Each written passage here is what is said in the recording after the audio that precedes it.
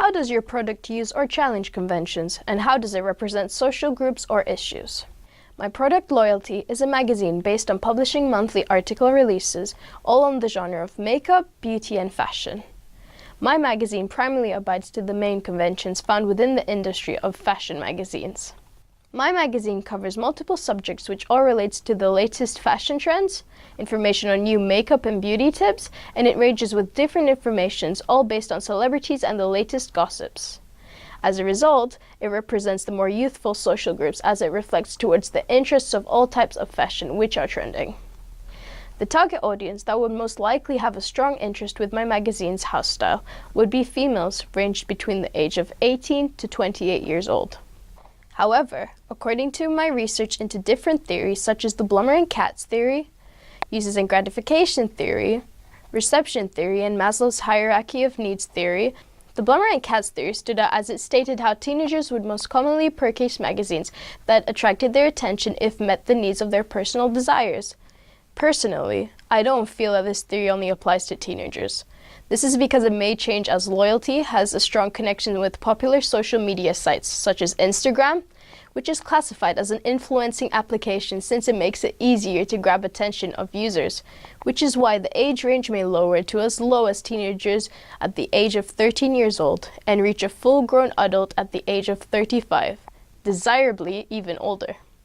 When it comes to genders, I believe that this magazine would most likely have more females interested than males, as generally speaking, most of the overall genre, which, just like the magazine I found out through magazines which I researched in depth, which were Vogue and Elle, which I specifically chose since we both aim for a similar target audience.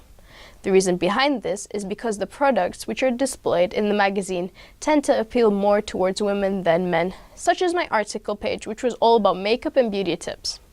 As a result of my choice, the demographic representation would be A, which stands for the upper middle class, B, middle class, and C, which is lower middle class. The reason behind this is because people would love this type of information from this range of social classes.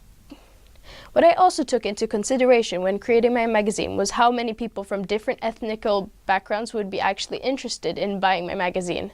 This is why I purposely used models from different ethnic backgrounds, as this would not only increase the number of sales, but there would be a good response from different races, as they would see that we accept all ethnicities to be displayed on our magazine.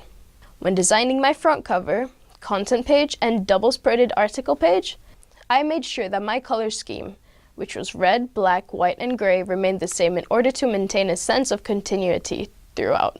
On the front page, I purposely used a bold color such as red and black, as they help to make the magazine stand out for the audience, since the color red connotes a feeling of passionate love, seduction, violence, anger, and adventure, while on the other hand, black connotes power, class, and seriousness. These colors all relate to the house style and are used to draw attention towards the shelves where my magazines would be sold. The house style for my fashion-based magazine includes a main central image with a close-up shot where the model would pose with a direct mode of address. I paid a lot of attention to my model's makeup as the article she covers addresses the topic of makeup. The masthead runs along the top of the page in front of the model in a red bold color to catch more attention from potential audience members. Cover lines are used so that the focus on fashion and makeup correlates to the overall magazine's issue. I also made sure that my content page matched the conventional criteria, which is the reason I researched throughout breakdowns of different types of magazines, such as Q and Empire, which can be found on my research page.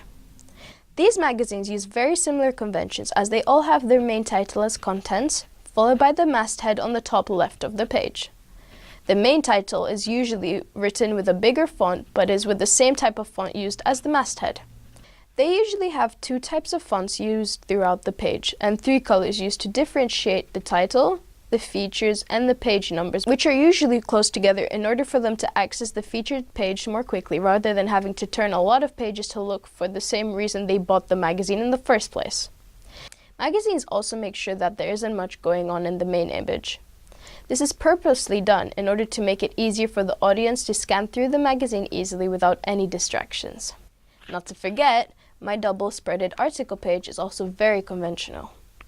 A conventional article page usually has one side of the double-spreaded page being a large image covering the full page with little text on the page, which usually has to look aesthetically pleasing while still relating to the article which would be displayed on the other side of the page.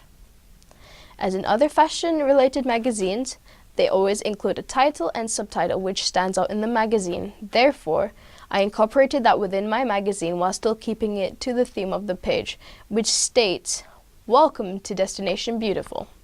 And purposely, I used a picture which looked very aesthetically pleasing to match the subtitle. On the next page, which is numbered on the bottom corner of the pages, I began with a small introduction of who the makeup artists were and their backgrounds so that they understood them more professionally, while including a picture of them to create a sense of it being more personal, while also including a picture of their work on the top right of their page to get a taste of what they actually do. I then created 2 boxes for the main questionnaire so it helped to show the reader where to begin reading, while also looking neat and tidy.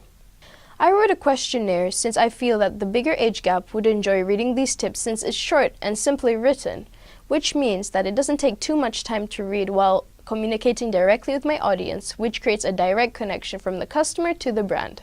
The reason I used conventions from other magazines and incorporated it in my own magazine is because in order to be in the fashion industry, magazines need to include similar elements in order to successfully accumulate enough interested audience members. In addition to this, the fashion industry is one big one to enter, so following the conventions would lead to a secondary audience being interested within my magazine.